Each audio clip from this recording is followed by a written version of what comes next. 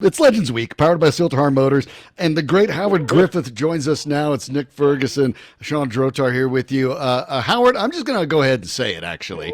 You are the most unsung member of those back-to-back Super Bowl teams. You don't get the credit you deserve because, look, TD isn't running through all those holes by himself. He did. He had the offensive line. See how that works? He had the offensive line. And then you say, well, John couldn't have thrown all those touchdowns. Well, he had Rob Smith, Ed McCaffrey, and Shannon Sharp.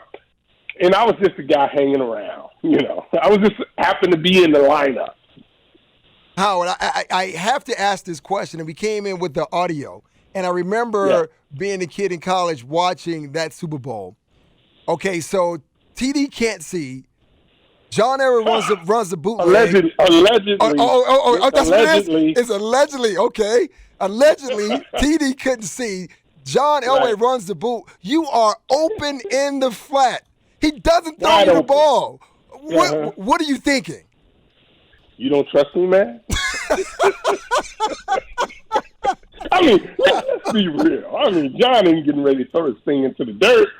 Right. It's the easiest play to make. You just keep it. That way you eliminate any errors that could possibly happen, and he can just run it in, score a touchdown, and everybody's happy. But I didn't see it that way. I try to manipulate the story now so that it makes me feel better about myself. Okay. That's really all it is.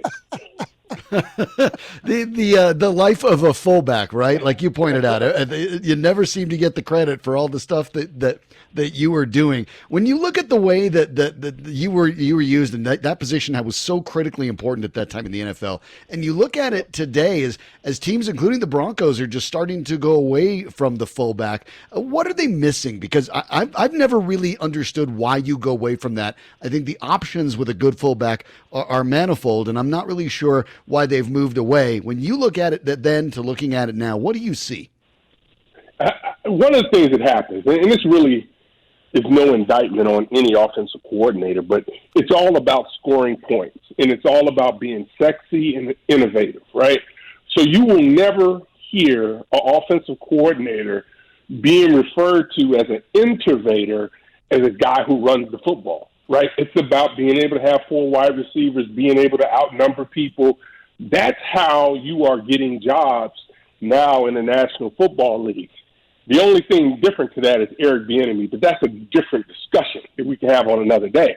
But when you are seen as an innovator and you want to go, 3, 4 wides and spread the field out and go vertically down the field, throw underneath, try to create mismatches, that's really what is getting people hired and really what's had some success in the National Football League over the last several years. Now, we saw Kyle Shanahan have a lot of success using the fullback at the 49ers, but they didn't win it, right? So what won it was spreading guys out and being vertical and being a quick strike offense. Now, Howard, working for the Big Ten, you had a chance to cover second-round draft choice KJ Hamler. What can we in Broncos country expect from this young man? Nick, you're going to love this kid. And I shouldn't call him a kid. You're going to love this young man. So is he as tall as everybody else in the world? No. Is he as thick? Does he weigh as much? No. But he has the personality and the skill set that make people fall in love with his game. He and my son were teammates at IMG, so I really got to know him a little bit there. And then watching him develop at Penn State really was good to see him in that situation. With his first year, he was coming off a ACL, that repaired. In the second year, he stepped in, but he always had this gregarious personality that I think people are really going to gravitate to, because I'm not concerned about what he's going to be able to do on the field. It's really his personality that really strikes me, and I think you guys are going to absolutely – Bronco fans are going to love him because he's just that type of player. You're going to love his skill set, but you're also going to fall in love with his personality and who he is. And plus, his parents, his mom is going to come up with a rap song for his birthday each year. So that's a big part of, what you can look forward to as well.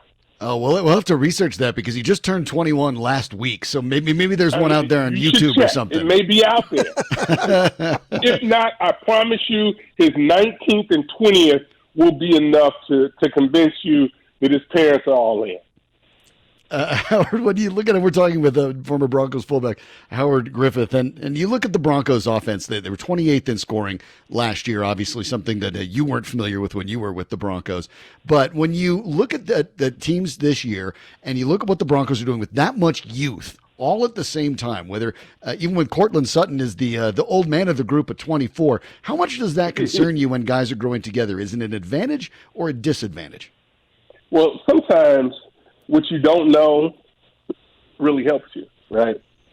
You just don't know what the expectations are, and you're going out, and as long as these guys are committed to going out and working as hard as they can, understanding the playbook, understanding what they're expected to do, and understanding their roles, which in the NFL is a big part of the chemistry side of being able to go out and win championships, people understanding their roles and not getting upset because their role may not be as important as someone else's.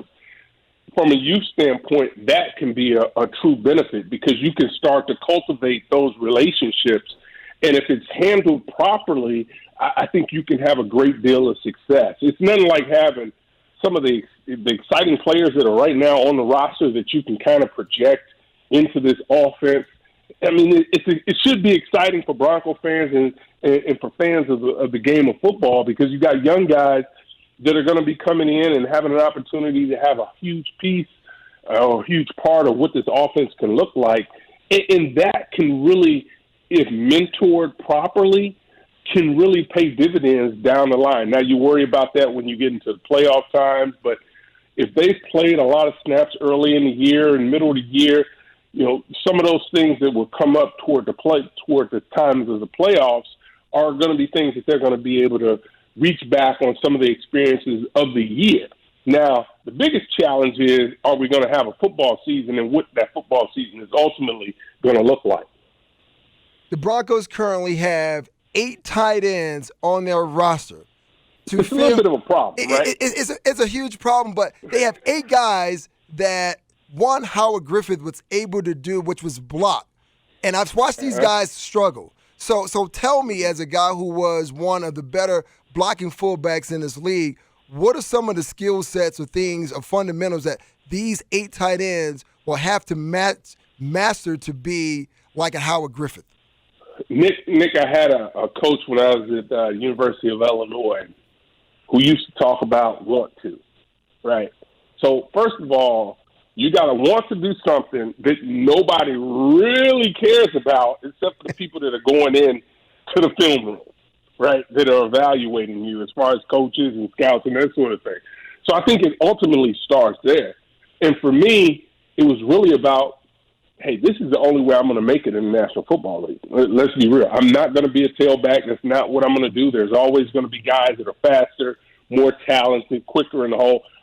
If I wanted to have a career in the National Football League, I was going to have to learn how to play the fullback position and accept everything that comes with that.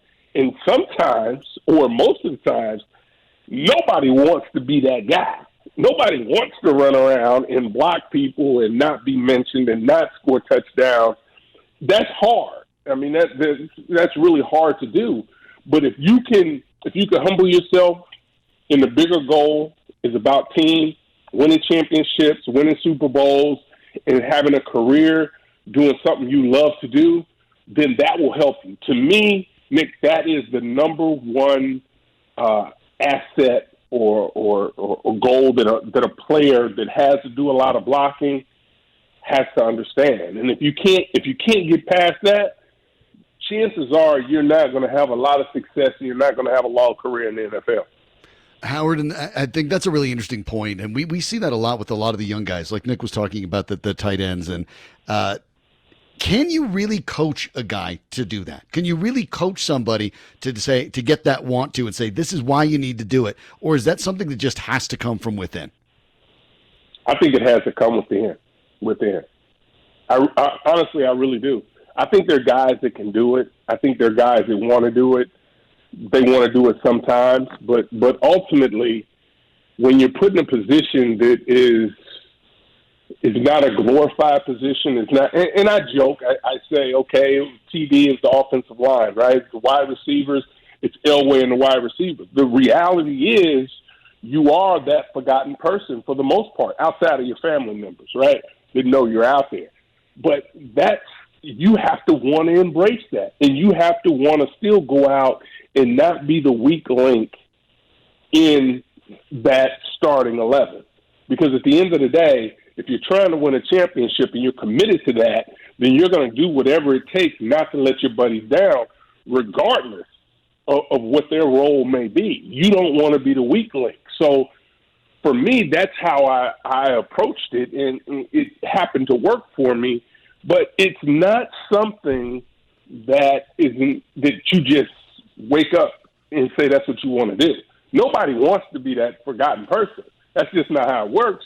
But if you understand what the bigger goals are of the team and what possibly can happen in the future for yourself, then you will be willing to embrace it. But I can totally understand why guys have trouble doing that. Howard, this Broncos team has missed the playoffs for the past couple of years.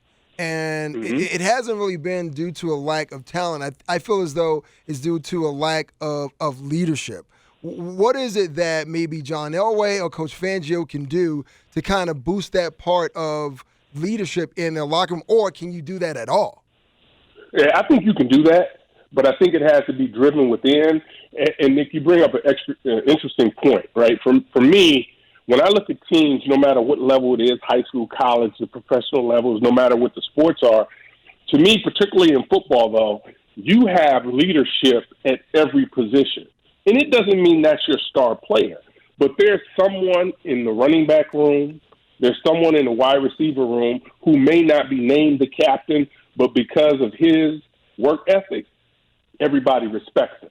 Because of maybe it's the sixth or the seventh guy, offensive lineman that's in that rotation, everybody respects him because they know how hard he works. Maybe it's the second string tight end. Everybody has to, in my opinion, be held accountable by not only the head coach, but also the people in his position group. Because if you want to be elite, to me, you have to, what I've seen is you have leadership throughout your team at every position, and that doesn't necessarily mean it is the starter or your star player, but there's somebody in that room who can press the right buttons to make things go. For me, when I look at our team and I look back, on history, for me, you look at a guy like Alex Gibbs, our offensive line coach, to me was one of the only guys who could go to Mike Shanahan and say, hey, Mike, I don't care what you're talking about. That's not what we running. That's right. Or Kubiak, that's not what we running. And he's just the offensive line coach, right? But he is a guy that I refer to as a glue guy who can touch everybody on the coaching staff and including the players and have a feel for what needs to happen. And that takes a feel. That takes a special person to be able to do. But for us, it was Alex Gibbs, and he did an unbelievable job of being able to press the buttons of everyone, including not only the offensive guys, but the guys on the defensive side of the ball as well. He is Howard Griffith. I'll say it again. Greatest fullback in Denver Broncos history. And everyone remember, by the way, Super Bowl 32. He didn't have a fullback. Hey. I should take that back. Super Bowl 32. Aaron Craver was really good. He was. He was really good, but it was a different style that they were running before I got there with Aaron. Yes, that's true. And everyone looks back at that. We think about the Terrell Davis, the 3 touchdowns in Super Bowl 32. Don't forget who the leading scorer for the Broncos was in Super Bowl 33. That was the man with 2 touchdowns that we're talking to right here, Howard Griffith. Thanks so much for the time tonight, Howard.